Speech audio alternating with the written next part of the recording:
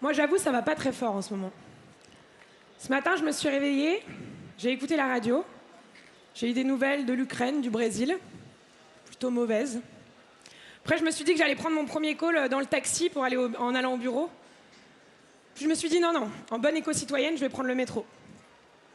Au bout de 5-6 stations, j'avais déjà eu 200 abris qui m'avaient demandé un peu d'argent parce qu'ils avaient du mal à se nourrir.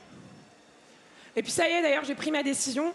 J'irai pas au mariage de Corrado parce que le week-end dans le sud de l'Italie en avion, ça me va pas de faire l'aller-retour. Et pourtant, la bonne nouvelle, c'est que je suis là pour vous apporter des bonnes nouvelles. Pour vous dire qu'il y a de l'espoir. L'entreprise que j'ai fondée il y a maintenant 7 ans emploie 1200 salariés dans 17 pays et a sauvé près de 300 millions de repas de la poubelle. Je m'appelle Lucie Bage, j'ai 30 ans et j'ai cofondé Too Good To Go. Métamorphose. Un sujet très à propos pour notre temps. On en parle tous.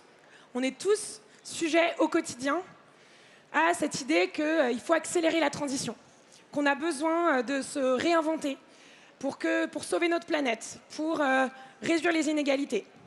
Et en même temps, on est tous aussi confrontés au fait qu'on a des contraintes financières, qu'on doit gérer notre valorisation, qu'on doit payer notre facture d'électricité qui a encore doublé ce mois-ci.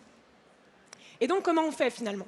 C'est vrai que c'est une question du quotidien qu'on a tous et qui rend un peu schizophrène. Je pense qu'aujourd'hui, on doit se poser la question de est-ce possible de faire les deux? Est-ce possible d'accélérer et en même temps de ralentir? Est-ce possible de combiner impact écologique, social et nos contraintes financières et d'atteindre nos objectifs financiers? Moi, j'ai la profonde certitude que oui, c'est possible. C'est même aujourd'hui la tâche de tout dirigeant d'entreprise, de tout salarié, de tout citoyen, de se poser les questions, de trouver les solutions et de savoir comment est-ce qu'on allie les deux, finalement. Comment est-ce qu'on a une vraie transition profonde, une vraie métamorphose de toutes nos industries, de nos habitudes du quotidien, pour construire une société plus écologique, plus durable, plus sociale, et qu'en même temps, on est dans le monde dans lequel on est et qu'on atteint nos objectifs financiers. Avec Too Good To Go, c'est ce qu'on essaye de prouver au quotidien. J'ai construit une entreprise avec l'envie de lutter contre le gaspillage alimentaire. Aujourd'hui, on jette 40% de ce qu'on produit sur la planète. La France jette davantage que ce qu'elle importe. Alors comment est-ce que là-dedans, on peut trouver des solutions? Too Good To Go, c'est une innovation technologique. Finalement, c'est une application mobile qui permet de connecter un commerçant qui va avoir des invendus en fin de journée à un consommateur, quelqu'un comme vous et moi, qui allons passer récupérer au moment de la fermeture les invendus qui auraient été jetés après. Ça nous permet d'avoir un modèle gagnant-gagnant-gagnant, où le commerçant ne jette plus ses invendus et récupère une petite somme. Finalement, on métamorphose ses produits en une valeur ajoutée. Au consommateur qui peut multiplier par 3 son pouvoir d'achat, puisque en payant 4 € sur l'application, il récupère 12 € de produits. Et à Too Good To Go, d'avoir un modèle économique vertueux et de prélever 1 € de commission sur ce panier à 4 €. Ça nous permet d'avoir une entreprise qui allie constamment ses objectifs écologiques et économiques. Et c'est ce genre de modèle économique qu'on doit trouver pour demain, pour ne jamais avoir à choisir, et pour qu'en tant que dirigeant, on puisse se dire que finalement, encore tout à fait allié à mon chiffre d'affaires, c'est le nombre de repas sauvés que je regarde tous les matins en me réveillant. Et en fait, on va encore beaucoup plus loin grâce à ça.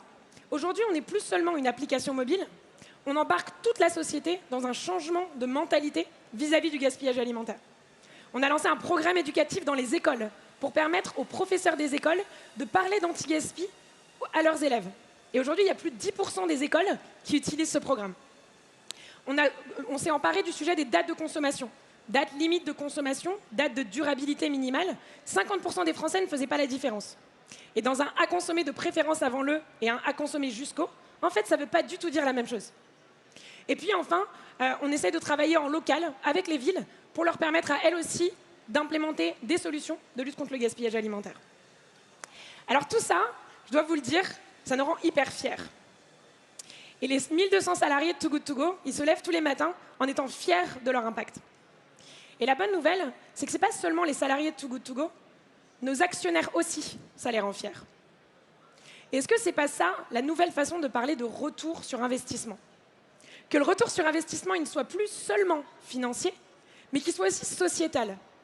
Et qu'en tant qu'actionnaire, quand je rentre chez moi, je peux être fier et raconter une belle histoire à mes enfants des investissements que je fais, comment est-ce qu'ils changent le monde et qu'ils apportent de la valeur à la société, à la planète et à chacun d'entre nous. Et en repensant tout ça, finalement, on se dit qu'on peut tous changer le monde et s'emparer de vrais changements pour demain. Alors, des exemples, il y en a tout un tas. On vient de voir le fondateur de Patagonia, une entreprise de textile, qui a fait don intégralement de sa société à la planète. Il y a de plus en plus de sociétés aujourd'hui qui décident aussi de donner 1% de leur chiffre d'affaires à la planète. Et puis, on a des certifications comme B Corp qui nous permettent à nous, entrepreneurs, de nous poser les bonnes questions de quel est notre impact sur notre écosystème. Donc tout ça va dans le bon sens, finalement. Et même si c'est difficile, même si parfois on se dit qu'à notre niveau, on ne peut rien faire, on a l'obligation, finalement, de se poser les questions et de trouver les réponses. Parce qu'aujourd'hui, c'est ça, être un citoyen en 2022, être un dirigeant d'entreprise, c'est trouver les solutions et utiliser tous nos progrès technologiques pour arriver à une société dont on sera tous fiers. Donc finalement, nos sociétés, aujourd'hui, on a besoin de héros des temps modernes. Parce qu'on a besoin de héros qui vont, avec ou sans cap, finalement, métamorphoser leurs entreprises pour métamorphoser la société. Alors, cap ou pas cap, ensemble, nous pouvons changer le monde. Et c'est à portée de main. Alors, s'il vous plaît, allons-y.